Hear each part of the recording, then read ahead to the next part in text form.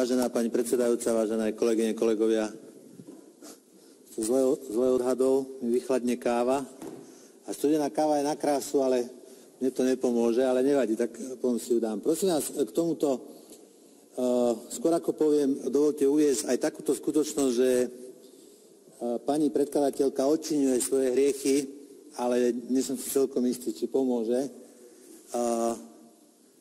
A treba to povedať, a ja to premostím, tak by som prípadne vás poprosil, aby ste ma nezastavovali.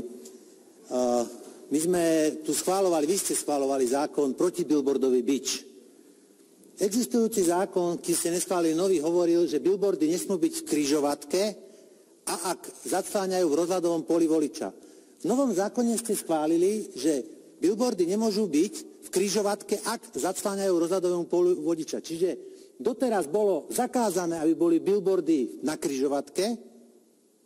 Teraz ste povolili, že môžu byť v prípade, ak nezacháňajú. Čiže ak doteraz to bolo zakázané a boli tam, čo bude odteraz. A pani Zmajkovičová, pán Choma, pán Korbačka, pozdravujem Big Mediu, nech vás tie duše zomrelých z tých križovatiek strašia po nociach. Nech vás duše tých zomrelých, lebo my urobíme tú koreláciu vplyvu billboardu na križovatku a na dopravnú situáciu. Nájdeme na Slovensku niektoré križovatky, ktoré dokážeme dokazateľne, že tie billboardy mali vplyv na nehotovosť. A možno tam budú aj smrteľné úrazy. Tak ja nechcem nikomu nič prijať, ja vúdu, netančím tu ale hovorím vás, že to je tá zodpovednosť. To je tá zodpovednosť a to vy ani neviete, čo ste schválili. Čiže ak doteraz nemohli byť a napriek tomu tam boli, tak odteraz už môžu byť. Čiže tie, čo tam nemohli byť, budú odteraz legalizované. To ešte budem mať dohru, to chcem tým povedať, pani Zmajkovičová, to je to, čo som hovoril, že ja vás budem, kde môžem, vás budem za to linčovať, lebo toto ste do parlamentu doniesli. Toto je pravdou. A naše križovatky budú zahltené reklamami. A niekde vyhasne život za to, že si niekto pozrie na možno nejakú krasu, teraz to bolo v Rusku, nejaká s bujným poprsím a aj dokazovali, že koľko nehôd sa stane. Nech sa páči, preberte tú zodpovednosť za to. Ak si myslíte, že týmto odčiníte svoje hriechy, neodčiníte. To vás bude prenasledovať. K samotnému návrhu zákona, niekedy sa čudujem, niekedy mi to je až trošku ľúto, lebo keď je tu zákon, ktorý má v sebe brutálne chyby, tak ja žasnem, že kde sme opozícia, prečo to nedostanú ako deku, prečo nedostanú nakladačku. Stavebný zákon, ktorý bol ako bič na billboardy, mal v sebe zakopaných 1 500 000 chýb, brutálnych chýb. Brutálny lobizmus tam bol, úplne očividný, sloboda, všetko možné tam bolo a nikto.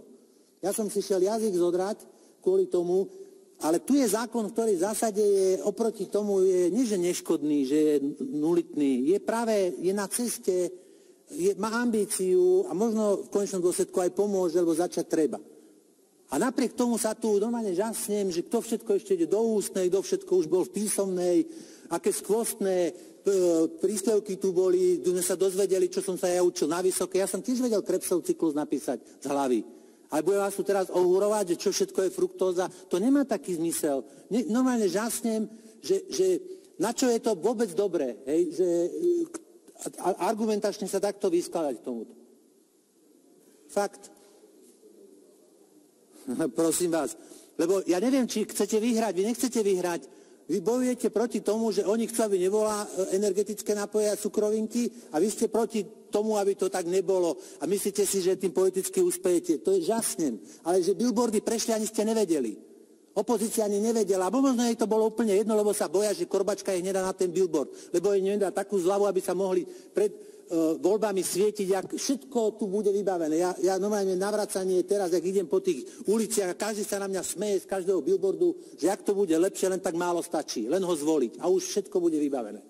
Tak možno mal niekto maličku dušičku tu trošku hlesnúť, šteknúť, lebo však tá Big Media je silná, Akcent Media je silná a kde ja budem svietiť s mojím fešným ksichtom pred voľbami. Tak ste si každý dušičku v sebe sa stlačili pre isto a tichučko ste sedeli. A to bola naša parketa. Teraz na cukrovinkách, na deťoch sa tu idete hlásiť do ústnej? Čo ešte chcete povedať? Ja neviem, čo to ešte kto chce, čo k tomu povedať.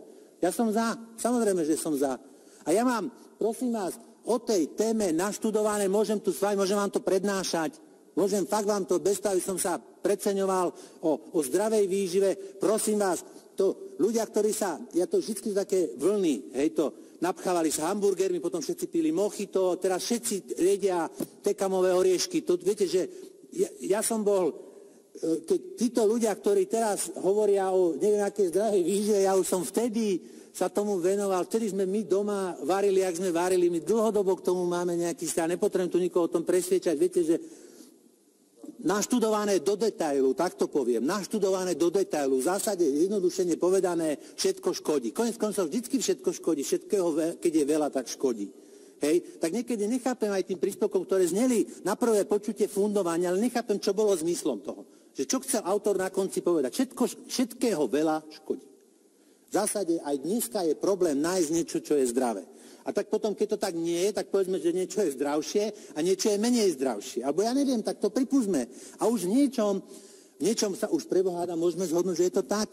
To je presne ten problém s tými vysielačmi. A ten zákon sem príde. Ja predkladám návrh o vysielačoch, kde vysielače mobilných operátorov, preto, lebo to vždycky najľahšie sa vieš dohodnúť s riaditeľom alebo cez poslancov, na bratislavských školách sú, na všetkých bratislavských školách, si všimnite, ZDŠkách a stredných sú vysielači mobilných operátorov. Celý civilizovaný svet proste s tou témou bojuje, snaží sa ju uchopiť, ako to urobiť, ako to neurobiť. Všade už ako tak v Číne, v Rusku sú silnejšie tie normy, ale už nikto nemá tú drzosť, to poviem tak, napchať to tým deťom nad hlavu a robiť im praženicu z hlavy. Ja to preháňam. Ale u nás to je programová záležitosť, lebo na tej škole má to v centre za pár korún, svieti to dookola a je to tam. Ja som zvedavý, ak budete k tomu pristupovať. Viete, a tu bude, ja viem, že nejaký odborník tu vystúpi a povie, že nie je to tak. A nie, len tu by sme tu mohli byť týždeň. O tých vysielačoch a moja fundácia na to, čo som si ako tak doštudoval, by som tu vedel o tom dlho rozprávať. Čo je, čo nie je, ale keby sme aj pripustili, že nie je úplne exaktne, že není to 2 a 2 sú 4, tak existuje zásada trestného práva, ktorá hovorí v pochybnostiach prospech obvineného. Tak ak sú pochybnosti a pochybnosti sú verifikované podľa môjho názoru, ale niekto hovorí, že sú pochybnosti, tak v prospech tých detí. A to je to s tými cukrovinkami, ak by sme už pripustili, že teda to a hento a takéto tu a spojiť to už neviem, s čím namiešať ten guláš, tak v prospech tých detí. Nie? Ja už myslím, že už podľa mňa nikto nebude rozporovať, či postruhaná mrkva alebo nejaký mrkvový šalát je zdravší ako ja neviem, Coca-Colová fľaša, neviem. Aspoň na tom sa nevieme zhodnúť. Nechápem, že na čo je toto dobré. Tento zákon mal veľmi rýchlo prejsť. A to už nehovorím o tom, že som si to poznačil kolega, že nebol by to kolega, keby nepovedal, 5 dôvodov našiel a jeden bol, že opäť sa znižuje miera slobody v rozhodovaní školskej samosprávy. Kriste Pane, jak je o tom, že či budú cukrovinky v bufete alebo Coca-Cola v bufete a to zakázanie je už miera slobody školskej samosprávy, tak to je potom, podľa mňa my sme mimo myslu všetci, alebo ja som mimo myslu. To asi som, priznávam, v tomto prípade asi som. Lebo, že bude, asi ten bufetár to vylobuje s tým riaditeľom, nie, že čo, teda tieto cukrovinky nie, ale tieto áno, lebo však minule tu boli, donesli nejaké tie bomboniery. No aj žásnem, prosím vás. Že na tomto sme tu schopní, my by sme mali urobiť jednu vec, aby sme nedovolili to smerákom predať ako vec, že zachránili školstvo, lebo smeráci robia ohromné psie kusy a oni na našej slabosti si vybudujú veľký pomník. Oni dokážu predať zákon, ktorý podporil billboardy ako bič na billboardy. Hej. Toto je zákon, ktorý je v zásade, ale oni to ešte odkomunikujú tak, že my sme boli za zdravie našich detí a opozícia nebola za zdravie našich detí. Ja s tým dokopy, teda v tomto nechcem nič mať. Tento návrh zákona, a predpokladám, že má chyby, však ešte taký tu nebol, prosím vás, aby nemal. Taký som tu ja to ešte nevidel a podľa mňa dlho neuvidím a môže ho predkladať aj neviem kto.